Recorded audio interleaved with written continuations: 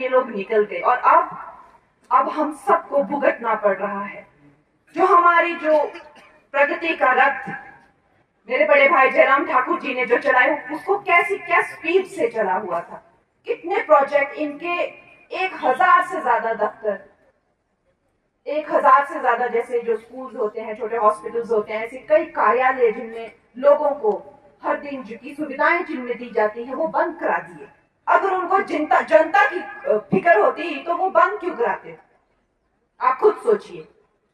सुखू जी कहते हैं कि मैंने यहाँ पर सरकार बना के बहुत बड़ा प्रचंड लहराया है।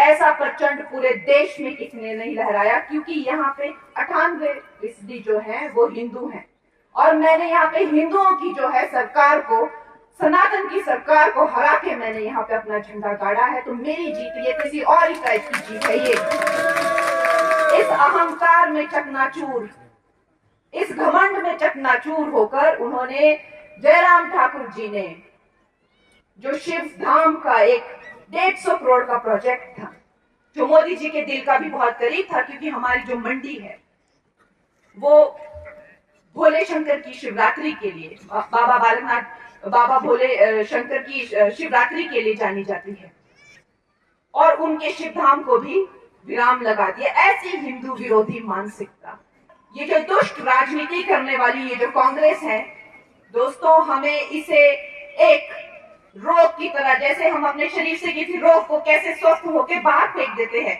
उसी तरह हमें ये कांग्रेस की जो कुनीति वाली सरकार है, जिसने हमारे पूरे हिमाचल प्रदेश का बेड़ा गर्क कर दिया है। आप खुद सोचो कि ये लोग 18 महीनों में लड़ मर के इन लोगों ने क्या कुछ नहीं किया।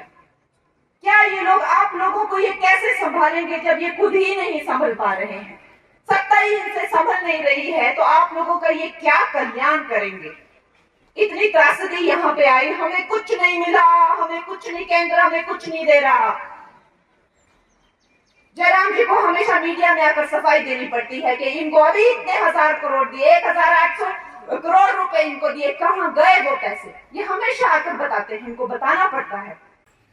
लेकिन ये चुनाव तो इन मुद्दों पर नहीं, चुनाव तो आपके मुद्दे क्या है?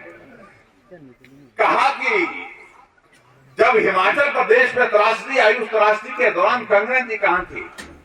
स्वाभाविक रूप से आप अपने जिस फील्ड में काम करते थे उस फील्ड में काम करने के लिए अपने काम में व्यस्त थे। आप तो सांसद नहीं थे उस वक्त, फिर भी आपने अपने अभिव्यक्ति व्यक्त की, अपने ओर से जो मदद करने की बातें थी वो मदद करने का प्रयास किया एक नागरिक होने के नाते।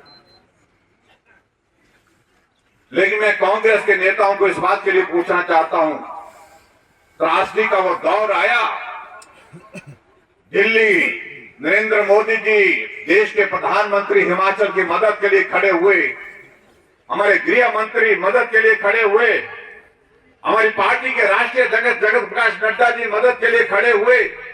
जिन लोगों का जीवन संकट में फंसा था, आर्मी के हेलीकॉप्टर दिला करके वहां से उन लोगों की जिंदगी बचाने के लिए काम किया, चाहे वो कहीं भी फंसे थे। और उसके पश्चात मदद का रास्ता इस कदर खुला, जिस तरह की मदद आज से पहले कभी नहीं मिली। 1800 करोड़ रुपए हिमाचल प्रदेश में उन परिवारों के लिए मदद के रूप में दिए जिनका परिवार का कोई सदस्य चला गया, जिनका घर चला गया, जिनका बाग बगीचा चले गया, जिनके पशु चले गए, उनकी मदद के लिए दिए। लेकिन मैं आप सबसे पूछता हूं, ये बारी चौकी का इलाका, ये भी त्रासदी का बहुत बड़ा, हमारा सराज विधानसभा क्षेत्र का इलाका बहुत बड़ी त्रासदी का हिस्सा रहा।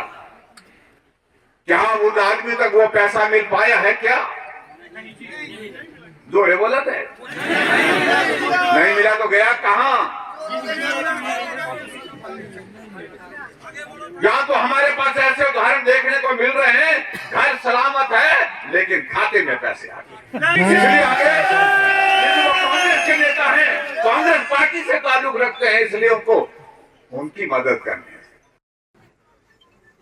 उन्होंने तो पहले कह दिया, उन्होंने कहा कि पहले ही कह दिया कि है नहीं लड़ने लायक हालात, बोलते हैं काम ना लोगों के हुए, ना पार्टी के कार्यकर्ताओं के हुए, ना पार्टी के विधायकों के हुए, और ऐसे में क्या चुनाव लड़ना है? चुनाव नहीं लड़ा जा सकता है, इसलिए पहले ही चुनाव लड़ने से मना कर दिया।